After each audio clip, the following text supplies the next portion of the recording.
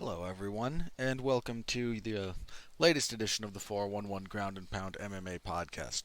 We are your weekly look, mostly weekly, into the wide, wacky, wonderful world of mixed martial arts. I'm Robert Winfrey, wanting to just say thank you to everyone for continuing to listen. I don't care how you do it.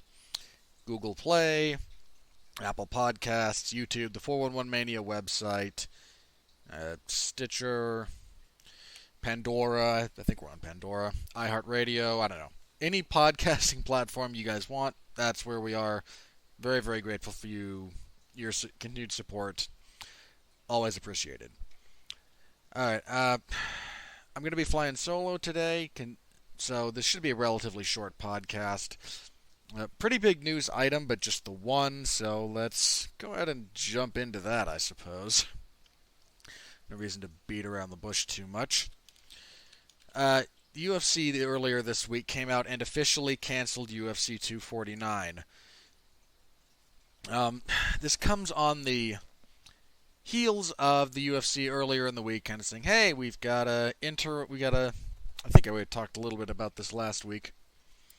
The main event for 249 was supposed to be an interim title fight at lightweight between Tony Ferguson and Justin Gaethje. That fell apart. Well, that didn't fall apart. About 2 hours after I recorded last week's episode, Dana White, the news broke that Dana White, we're working on securing a private island for international fighters to come in. Oh my god. I mean, that was... Now look, to be fair, private islands can range in... He said they were, building out the infrastructure for this island so they could potentially host fights there. And I just have to wonder, I really do, is that really worth the financial investment? Because depending on what they mean by the infrastructure, you might have to be building a venue, or at least repurposing or renovating an old building to now work as a venue. You're probably going to have to work some of the utilities for that particular venue. The power requirements for a major broadcast like that are fairly significant. There's questions about, lodging. How is that going to work? Medical facilities on the island. Are you going to have a hospital? If not, what are you going to do if someone actually needs emergency medical care? Etc., etc. So more importantly, here's a slightly better question as it pertains to this. If the UFC is prepared to invest the kind of money and time it would take to build out the infrastructure of a private island to appropriately accommodate fights, wouldn't they be better off just paying the fighters and canceling events? I mean, in all seriousness,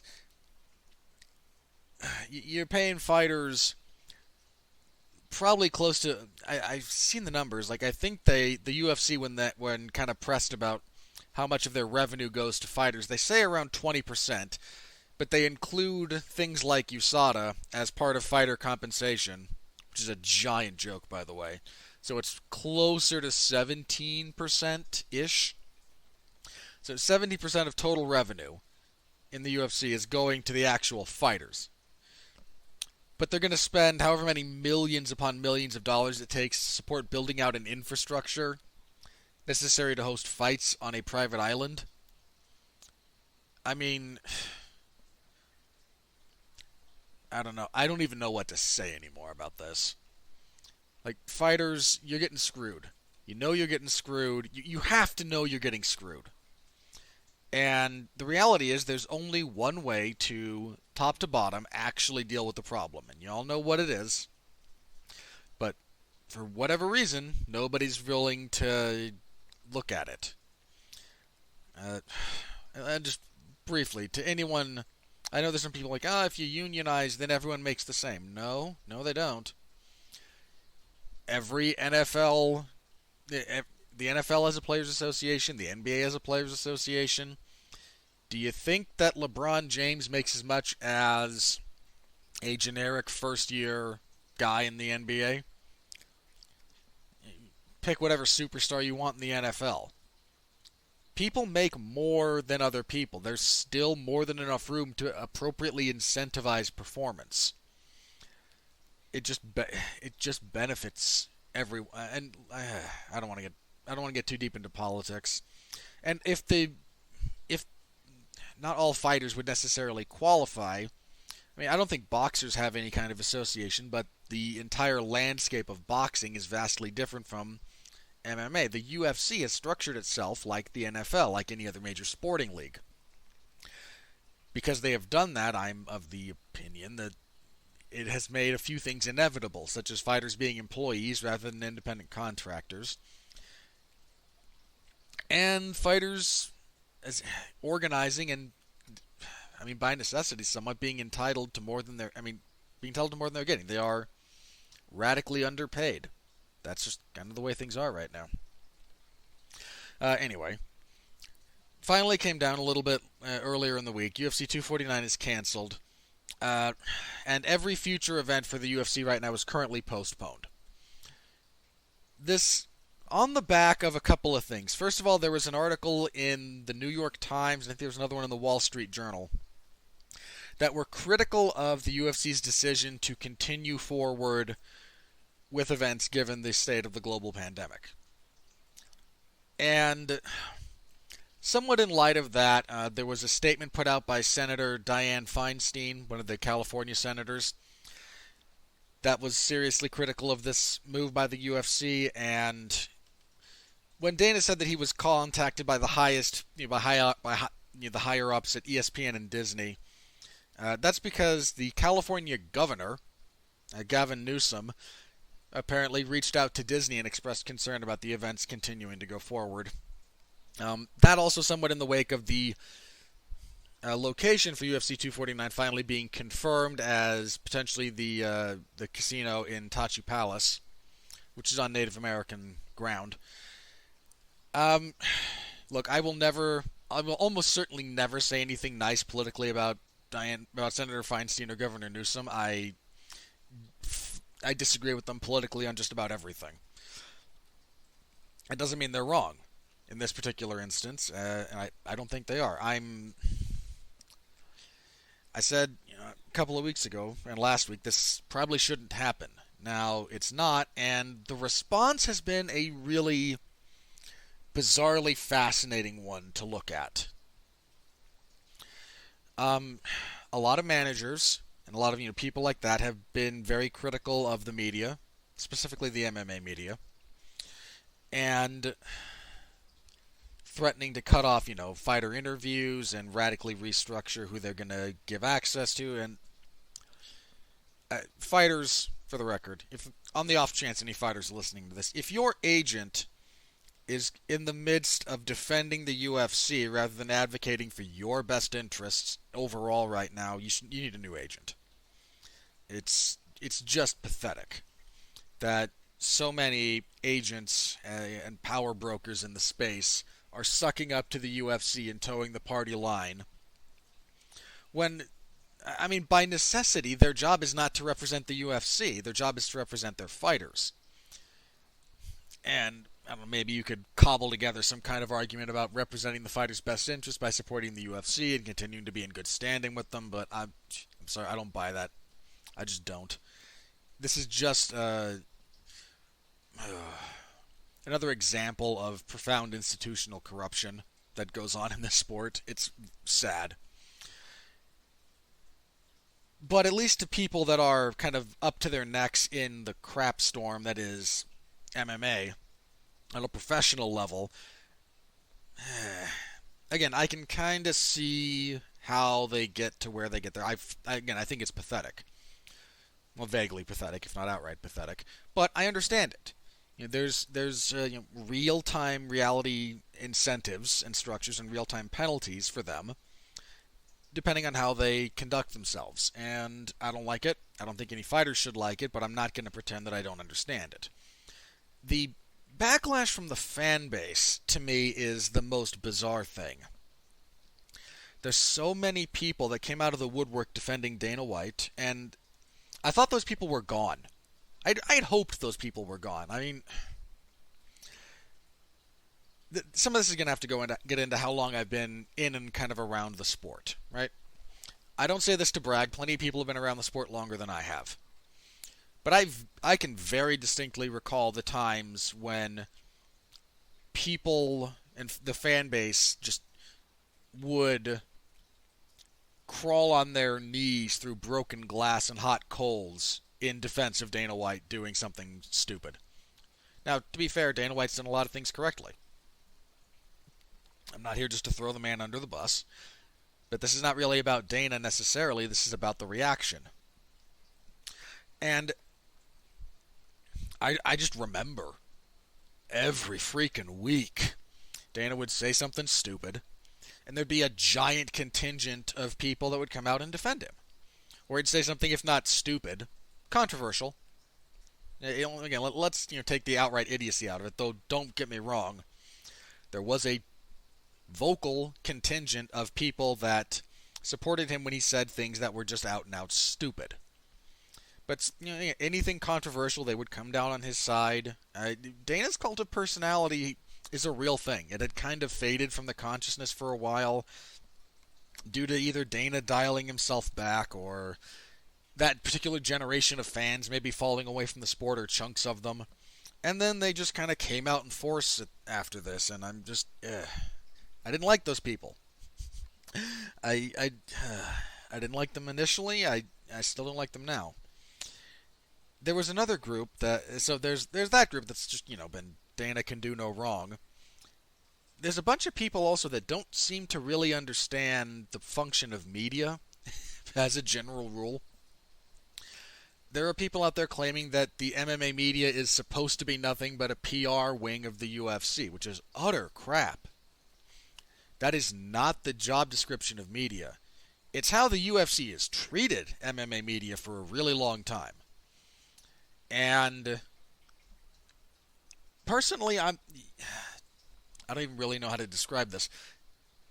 If you're newer to the sport, you may not remember, may not have been around for the time when, like 06, 07, when the MMA media was essentially beholden to the UFC and was full of nothing but sycophants. And it was rough, and it was rough for a long time. A few years ago, there was a vocal contingent of the fan base that kind of got fed up with the glad-handing and the softballing and the state of MMA media. We started the fan base, and I say we in this case because I was fairly vocal about my opinion on this.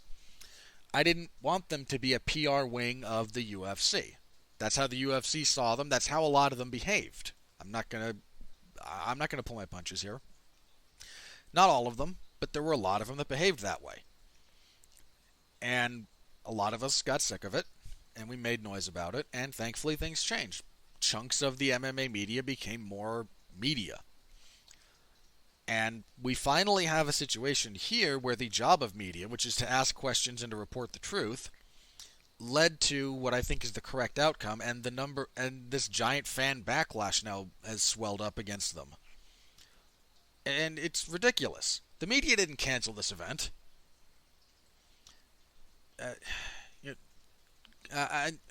I'm sorry, there's another kind of bit that goes along with this. The number of people that were just, accusing Khabib Nurmagomedov of, running scared, which is just the most ridiculous sentiment in the world. I mean, Khabib's bona fides about being a person who is not scared is about as ironclad as you can get. He comes from one of the most dangerous and war-torn parts of the entire world. He's undefeated in the toughest division in the sport, in the UFC, the biggest promotion in the sport, and is the lightweight champion. He has signed to fight Tony Ferguson 5 times. If he were scared of Tony, he would never have signed to begin with. He's not afraid of Tony. He's not afraid of anything. Oh, I wouldn't say anything, but,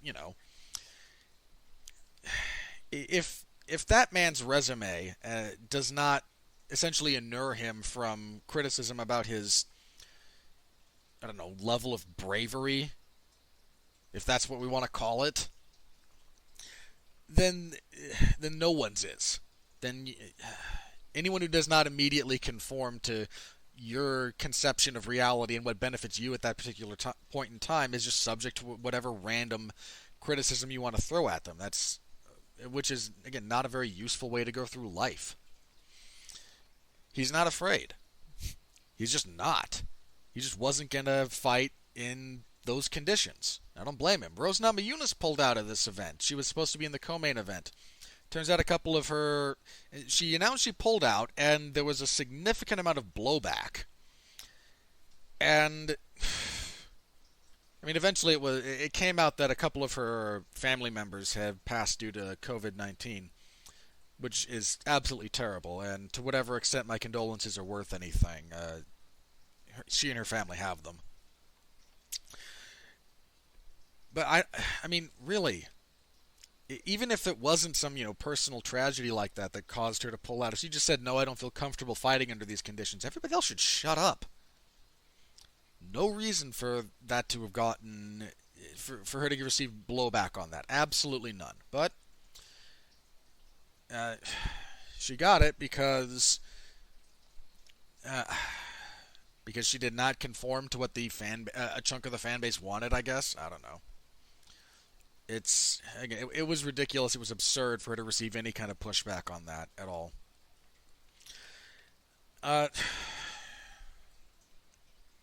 I really do have to say this last, the last week or so, especially the last 4 to 5 days, has really reminded me that there's a giant contingent of fans of MMA that are just the worst. That don't... Yeah, again, I think this is kind of the reality about the people who are upset about this event being called off.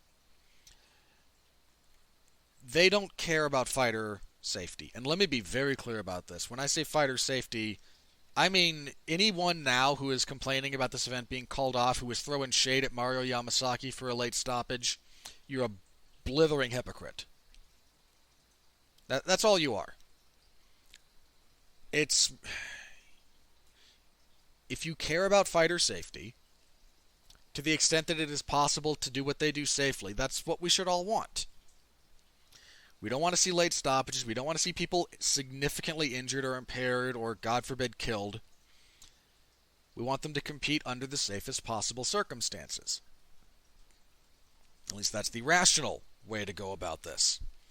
And there's a giant chunk of the fan base that essentially outed itself as unbelievably selfish.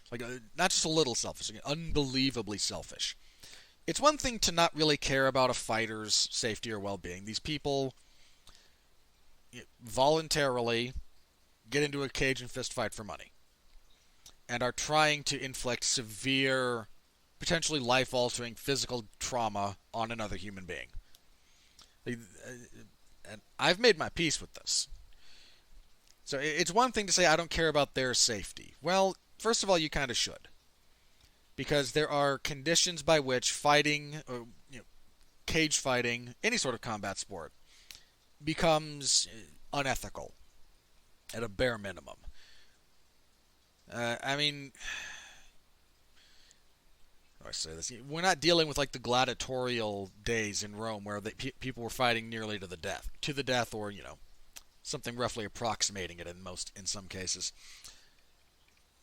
That is such an unethical thing, and we don't. Again, part of the reality about watching and enjoying MMA is you're enjoying from a functional perspective. You're enjoying the same thing. You're enjoying human-on-human violence for entertainment. Now, how do we counterbalance that with trying to live, ethical, moral lives? And we put reasonable restrictions in place. We don't fight to the death. We minimize where there's certain techniques that we've just deemed, this thing that could very easily be done could severely alter someone's quality of life. We find these things unpalatable. There's a degree of medical attention that is imminently available. You do everything you can to reasonably do this safely, again, to the extent that it's possible. And that's the best we can do right now. Is kind of how the state of the sport is. And the people who just want to forego the safety of the health and safety of the fighters, I can at least somewhat understand parts of the argument. Parts. To say that you don't care about the safety of not just the fighters, but everyone in their entourage, every UFC employee, every commission employee, every medical person who has to be in attendance for this, and you don't. So now you are again directly expressing that you don't care about any of those people, or any of the people those people would spread this thing to if someone tests positive and then winds up spreading it. It's a ridiculously callous, selfish way to want the world to operate. You want to watch fights, and come hell or high water, you will throw anyone under the bus that got in the way of that. Which is, again, borders on the pathetic. These are human beings, friends and family, at every level of how a fight, an event goes off. There's human beings with loved ones. And you're just going to turn a blind eye to the risk that's being imposed on them at large for the sake of your own personal entertainment? I'm sorry. That's ridiculous. I mean, I'm not going to tell you to get some empathy or anything, because I find that to be an incredibly stupid, I don't know, insult, comeback, whatever. But that's just not a good way to, even if you don't want to, even if empathy is kind of an issue for you, it can be for me at times, it doesn't make sense logically. Like, there's not really any of the, the pillars of going through life, ethos, pathos, or logos, that really should be supporting an event going on right now. The only way you get to wanting it to go on is an unbelievably selfish outlook on events right now. And again, it's pathetic. The most amusing thing, I think, to come out of this, for me at least, was all of the people that have kind of been crying for mainstream attention for MMA and the UFC. You got it. You got in the New York Times, you got in the Wall Street Journal, you got a sitting senator and a freaking governor to pay attention to you for the wrong reasons. But you got it. This is what real scrutiny can look like. I know there were some people like harassing the authors of those articles on Twitter. Buddy, they don't care at all. This is what happens when journalists who can't be bullied by the day-to-day realities of MMA dip their toe into the space. There's a lot of people that live, deeply within the bubble, and when someone legitimately takes a look at the sport from outside of the bubble, there's a lot of ugliness here. There's a lot of great stuff too. I am not trying to be complete Debbie Downer here, but I'm not going to pretend that there's not ugliness in the sport or the UFC brass or the fan base, because there is, and we all figured out a way to live with it. And anything that you're deeply invested in, like you have to be if you care this much about fighting, there's a degree of the ugliness that you just kind of you become a nerd to it. You get used to it. It doesn't mean it's not there. It means you figured out how to live with it. So when someone from outside of the bubble points out, hey, that's pretty ugly, if your response is, shut up and go back to doing something else, I hope you never get assigned to cover the sport again, that's a pretty deep stage of denial. Look, the ugliness exists. Deal with it. And find a healthy way to deal with it. Because getting mad at people for doing their jobs, for having legitimate questions about the safety, responsibility, etc. of the UFC trying to hold an event right now, those are real questions that should be asked. And if that disrupts if your response is, but I really wanted to watch fights, Sorry, life sucks sometimes. Right now, life sucks. I I don't really have anything else to tell you. Other than that, I tend to think it's irresponsible to hold an event right now. And I'm not happy about that. And lest anyone accuse me of, being gleeful and happy that the UFC canceled this event. I'm not happy. Alright? I like fights. I like watching fights. I like watching the UFC events. I mean, I wanted to watch Tony Khabib. Heck, I wouldn't have hated, under different circumstances. I don't hate Tony Gagey. That's a heck of a fight. Who could be against that? Those two maniacs? Oh, there's so much that, I wanted to watch. I am not happy. But I was never going to come here and lie to you guys about that and say, well, I have questions about how responsible it is to do this, but boy am I excited for the fights. No, my serious questions about the responsibility and safety and whatnot of these kind of conditions overshadowed my desire to see the fights, which I think is reasonable in this case. I am not happy. I'm somewhat relieved. I mean, I know that that particular venue has hosted fights before, but I think the most troubling thing that came out of one of those articles, forgive me, I can't remember which one it was that the nearest hospital to the venue is 40 minutes away, which is a fair chunk of time if someone needs emergency medical attention. Somebody gets knocked out really badly, like really badly, and you've got to rush them to the ER, which happens. Doesn't happen often, thankfully, but it does happen. You're going to have to, go through a 40-minute drive. Then, on top of that, we're talking about a period of time when most of the modeling, most of the predictive modeling for the outbreak here in the United States indicates we'll be at or near the peak of not just infection, but of, people needing hospitalization. So you're going to be taking I mentioned this, last week. You're going to be taking medical personnel away from other circumstances that are probably much more dire. You're going to then potentially put fighters in a position where they will be, I don't even know if it's inordinately far away from the nearest hospital. I really do need to pay more. I need to look that up, I think. Just how far each individual venue is away from the nearest hospital. It's a very relevant statistic.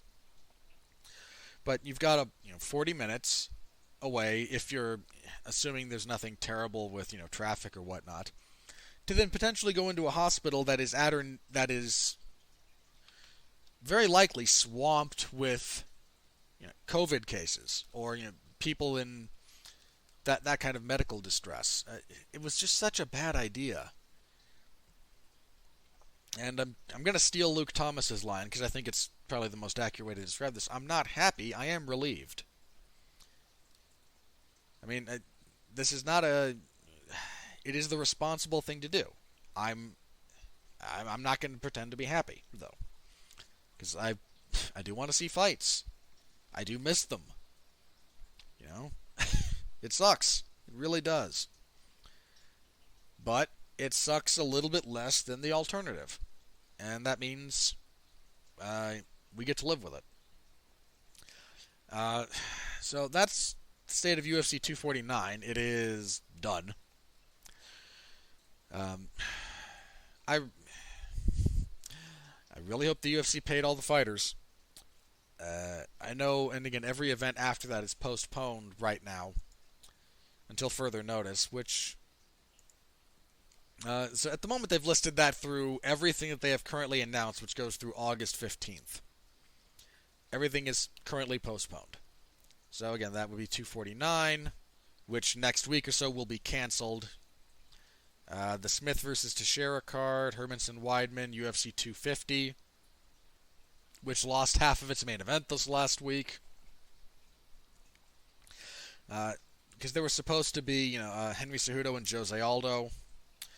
That got pulled in favor... Well, that didn't get pulled. Aldo had to withdraw. I can't remember why. Let's find out, actually.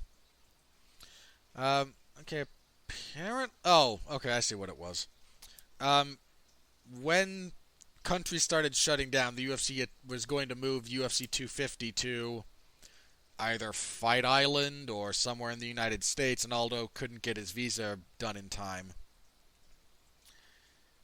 uh, to make it, so he wasn't have been able to travel to the United States to make that particular fight. So instead, the UFC had signed. There were verbal agreements in place, if nothing else. Dominic Cruz coming back and fighting Henry Cejudo for the bantamweight title. Boy, it must really suck to be an elite level bantamweight in the UFC right now, huh? I mean, just imagine for a second you're Peter Yan, Aljamain Sterling, Marlon Moraes, or Corey Sandhagen. First, you have Jose Aldo jumping over all of you after losing a fight to Marlon Moraes. I'll admit, look, close fight, competitive fight. Not saying there's not an argument Aldo won. There is. I'm saying he lost. And it wasn't at the end of the fight one of those that you went, and boy, he got screwed. He didn't get screwed. He lost a close fight. Sucks. It happens. So first of all, you have Aldo. 0 wins at bantamweight, ever. Jumping over all of you, including a loss in his bantamweight debut. And then when he falls out, their response is, well, how about Dominic Cruz? Look, I love Dominic Cruz as a fighter, but the man hasn't fought since December of 2016. I mean, seriously, he has not fought since at all during the entire current presidential administration. Think about that for a second. Now, slightly crazier thing, I tend to like his chances, believe it or not, as I think about that fight. I do kind of like Cruz's chances over Cejudo based on the matchup. But still, 4 years out is an insane amount of time to be off. But again, you've got 3 or 4 top-ranked bantamweights who have wins in the division. Just getting screwed because reasons. So, I mean, I at least kind of loosely understand how we got to Aldo. I mean, Dana potentially thought he won that fight, if that's actually what he thinks. And again, fair enough that you can score that fight for Aldo, and I don't disagree. But he just wanted something of a star, a Brazilian star in the main event of a Brazilian card. And the reality is the UFC doesn't have a lot of Brazilian stars. There has not really been that next wave of action. Let me be clear, there are some great fighters that still come out of Brazil, but there hasn't been that wave of stars, people that really kind of inspire the masses and the fan base to come out. And to Aldo's credit, he's still a very, very capable fighter. He's not some old broken down version of himself out there for nostalgia's sake, like the UFC trying to, like that third fight between Shogun and Little Nog, the UFC's been trying to, they might have actually put together. They're not. He's not that level, but Brazil doesn't have a lot of star power right now, and the UFC wanted a Brazilian star in the main event of that event. So Aldo, yay! Ugh. Again, it must really suck to be one of those bantamweights and just get passed over and passed over and passed over and passed over for no good reason. So anyway, all of those events everything else has been postponed. And we'll, resume normalcy when it is prudent, or nearly prudent, to resume activities. Yeah, and again, I'm not going to lie, it sucks. It really, really sucks. I've been finding ways to fill the time with other fight-related content, and I hope they come back soon. I hope the world gets back to normal soon. I really do. I don't like things the way they are right now. I don't think anybody does. It sucks. And that's just kind of the reality. I know that's kind of a down note, but on the plus side, we do all still. Hopefully, we all still have our health. Hopefully, hopefully the precautions we're taking have the desired effect and make this easier on all the relevant medical personnel, minimizes the casualties, and that's really all we can kind of hope for. So that's where we are as far as that goes. So the UFC finally postpones everything. Again, I hope the fighters get paid immediately. Like, immediately. Because the number of fighters that live fight to fight, so essentially paycheck to paycheck, is incredibly high. Which is profoundly sad, but again, the UFC roster has always been undercompensated. So hopefully they all get paid, and we can all, keep working to find our way through this together, because the more we get, the crazier we get about, taking this out on each other, the worse it's going to be. So let's all take a deep breath.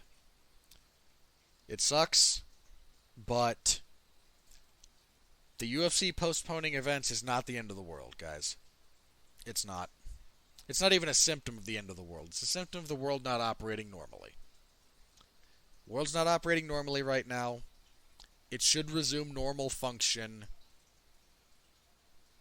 I know there's been a lot of very negative speculation right now. Some places speculating not until November. I don't think that's accurate. I tend to think another couple of months we'll be back to not full-blown normal, but things will start getting back into gear a little bit. Because what we're doing right now is not sustainable for that long a period of time. So, hopefully, in the nearish future, things will get back to normal, which is, I think, what we all want. So, let's all hope, because that's what we can do. If you're religious, and I am, then prayer is always appreciated. Okay. On that note, I think that's everything I have. So, let's go ahead and get into plugs. Fairly short episode this time around, but not a whole lot to talk about apart from the fan blowback over an event being canceled, as it should have been. Because a bunch of MMA fans are just the worst. And if you think that applies to you, I hope it doesn't. Because I know there's a chunk out there that are, again, just kind of the worst. I hope that you listening to this are not part of that. I mean, look, if you are, I'd say I don't care, but you're listening to my show, so thank you. Even if you're part of that contingent. I hope you're not, because I hope and I want the fan base to be better. And this last event seems to have brought out the worst. Or the worst segment of the fan base became incredibly vocal. And I'd really rather the better angels of our nature prevailed instead of the worst. Alright, while we're waiting for some stuff to resume normalcy, you can find me this coming week. I think I will be on a TV party for the Netflix series Agretzko. My tape study, so my career retrospective and skills study for Mauricio Shogun Hua should be dropping this week. That took a lot longer than I thought it would. Shogun's had a very prolific career, not only in terms of years, but in terms of number of fights. So,